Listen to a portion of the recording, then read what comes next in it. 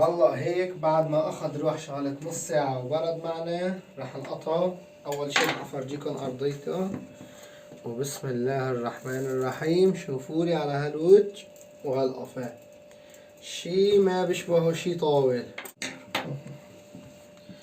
وهي هيك الحشوة، الجبنة موزعة توزيع وشي فاخر على الاخر. وبسم الله الرحمن الرحيم. هاي ساعتين للسحور وحبيت اشارك معكم وصفة لذيذة وسريعة، قرص معروك بالجبنة شي فاخر على الاخر. هاتولكم كاستين 3 طحين وقربوا لعندي. طحين متعدد الاستعمالات، هذا الطحين متوفر بالبيم، نوعيته كتير ممتازة، فيكم تجربوا. ضفنا هون 3 كاسات طحين وبنضيف عليهم نص كاسة سكر، ونص معلقة صغيرة محلب، ومعلقة كبيرة مقوبعة سمنة حيواني أو نباتي ما بتفرق، وفيكم تستبدلوها بزبدة إذا ما هي متوفرة السمنة. ومنضيف معلقة كبيرة ممسوحة مسح خميرة فورية، ومنضيف نص ظرف من خميرة الجاتو. نجيب كاسة مي تكون دافية دفاوة مقبولة بحيث تتحمل الإيد، بنكث 3/4 ومنبلش عجن.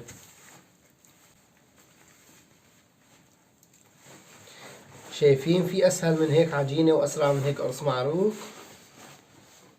بنضيف غلاط الكاسة، وبعد ما عجناها 7-8 دقايق متواصلة وصلت معنا بهالقوام هاد. لازم تكون العجينة طراوة قريبة على طراوة عجينة البيتزا. بنحط شوية زيت نباتي وبنكمل عرق مشان تنعم معنا على السوا.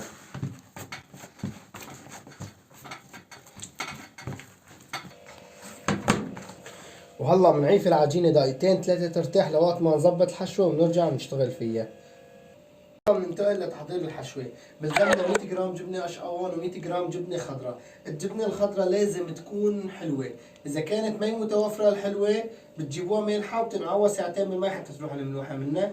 أنا هي حلوة، رح أفرفطها هون وأحط معها القشقوان وأحط لها نص معلقة محلب ونص معلقة حبة بركة وأخلطهم مع بعض.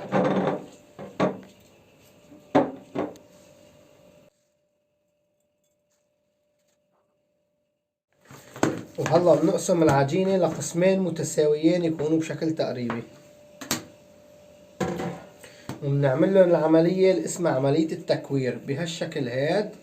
بندخل العجين في قلب بعضه وبنلفه حوالين بعضه، وبندهن الطاولة شوية زيت أو المرمرة وبنغطيهم وبنتركهم 5 دقايق يرتاحوا مشان يمدوا معنا.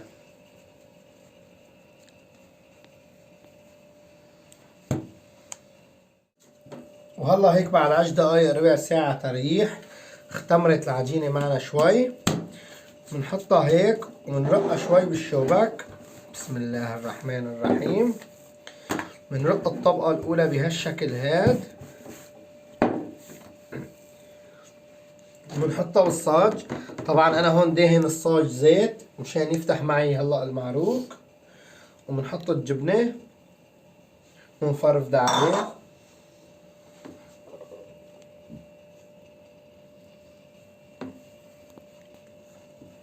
خلوها تصل للحراف مشان ما يطلعوا معكم الحراف فاضيات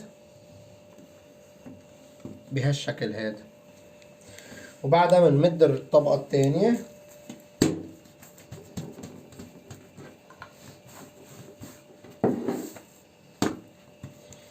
في حال لقيتوا العجينة عم بتمد معكم بيكون نوع الطحين معكم قاسي بتريحوها أكتر شوي بهالشكل هاد. بسم الله. بتدخلوا هيك زي بس هيك بتعملوا له تتناي بسيطة، يعني بحيث يكونوا الطبقة الفوقانية تدخل بالتحتانية شي بسيط بهالشكل هاد. وبعدين بتجيبوا شوية سمسم وحبة بركة وبتعبوا الوجه بهالشكل هاد، لأنه المعروك ما بتجي طعمته غير بالسمسم وحبة البركة. وبتمدوه، لازم ما يصير معكم رقيق كتير ولا سميك كتير بهالشكل هاد قد قرص المعروك الكبير يعني. وهلا بنفرجيكم طريقة التخمير. بنفش معنا جاهز المعروك. انا حميت الفرن لمدة دقيقتين، يعني درجة حرارته ما تطلع فوق 30-40 بهالشي، يعني بتشغلوا الفرن هيك مدة دقيقتين بس انه شي تحسوا بالدفاوة. وركوة مي بتفضوها بصحن طنجرة بأي شي، والفرن على الطيفي بتطفوه يعني. وبتسكروا عليه. بيجيكم بعد شوي شلون بطلع معنا. وهلا هيك بعد ما خلصنا مرحلة التخمير شوفوا شلون نفش معنا. هذا لازم ما تهزوه، شوي شوي بتحطوه على ظهر الفرن او على زي المرمرة، وبتطالعوا المي وبتشغلوا الفرن حتى يحمى على درجة حرارة 200.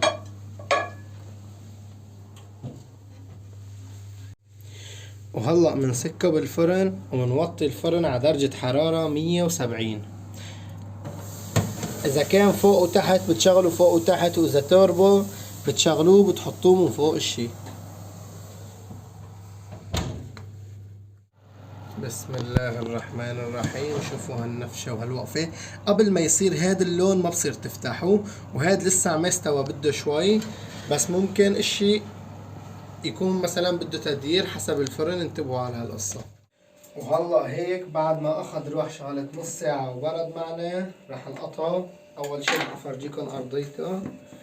وبسم الله الرحمن الرحيم. شوفولي على هالوجه وهالقفا، شي ما بيشبهه شي طاول.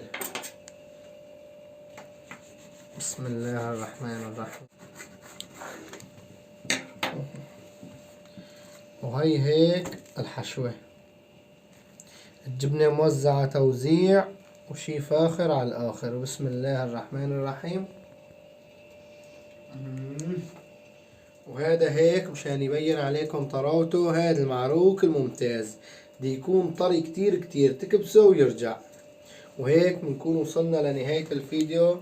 لا تنسوا تدعمونا باللايك. السلام عليكم ورحمة الله وبركاته.